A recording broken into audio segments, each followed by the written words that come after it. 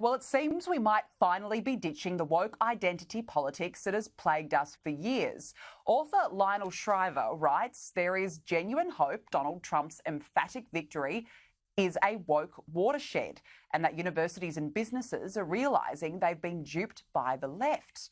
But is it too good to be true?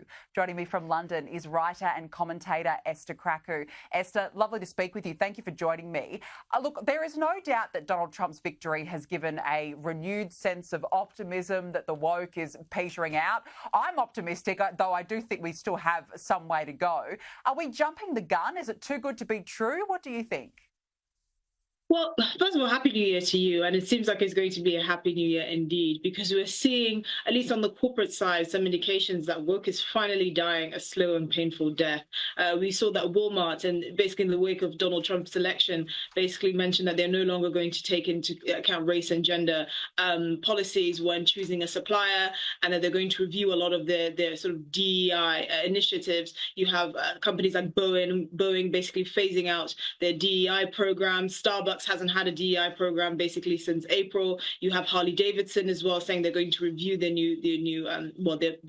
DEI policies. You have HBO, the network, standing by J.K. Rowling, even though she's received a lot of heat for her gender-critical views and her views on basically men and women's spaces. And the network has decided to stand by her, which is an incredible thing. I mean, even in the statement that Walmart released when they were talking about reviewing their DEI policies, you know, they said they were a shop for all Americans, which is quite indicative of the fact that they know that these kind of woke policies are dividing people and it's doing businesses more harm than good. We saw what happened with Jaguar with their ridiculous adverts and all the backlash they faced from that. No one can forget Bud Light and the controversy around there and how much, you know, their stock prices were severely hit by the fact that they decided to go with, you know, the transgender activist Dylan Mulvaney in their advertising, which really annoyed their customer base. So on the corporate side, we're seeing a lot of indications that actually woke is finally dying because they're realizing it's not good for their bottom dollar. However, on the public sector side, many sort of jurisdictions around the world,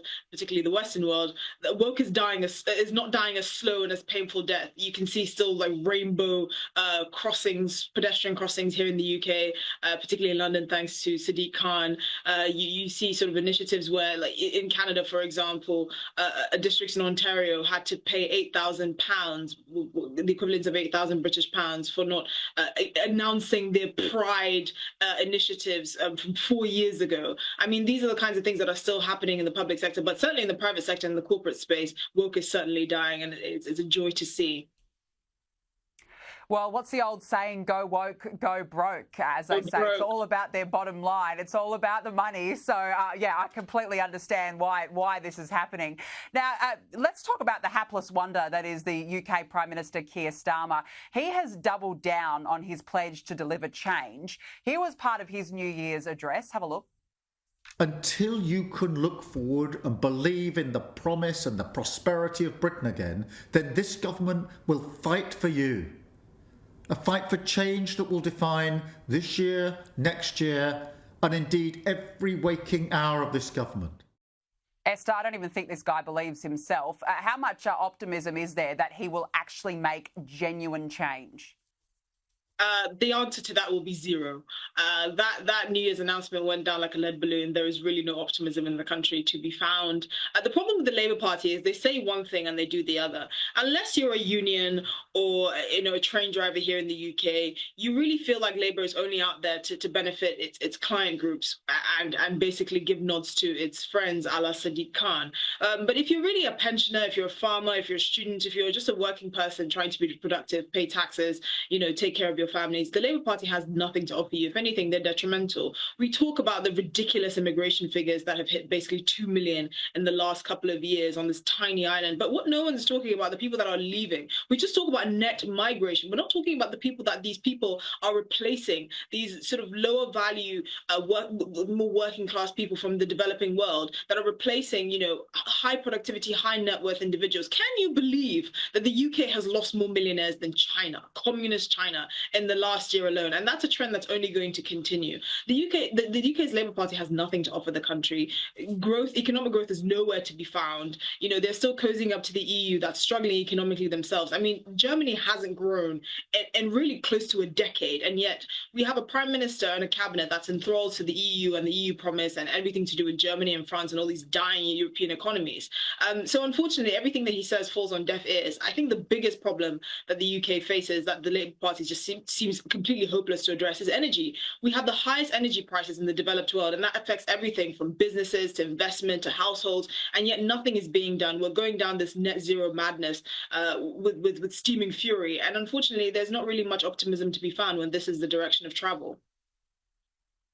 No, it sounds like it's absolutely in a complete mess over there. And to add to that, 1,300 illegal migrants have now crossed the English Channel since Christmas Day alone, and hundreds more crossed today. Esther, look, it's clear that Labor cannot get this under control because that is a significant amount of migrants in just a week. Yes, and when we talk about the idea of safety, they say, oh, but legal migration is so much higher. We should worry about them. At least legal migrants, we know who they are. They're vetted in some way or form. A lot of these illegal migrants crossing the channel, they destroy their documentation. They tend to come from regions of the world that are hotbeds for religious extremism.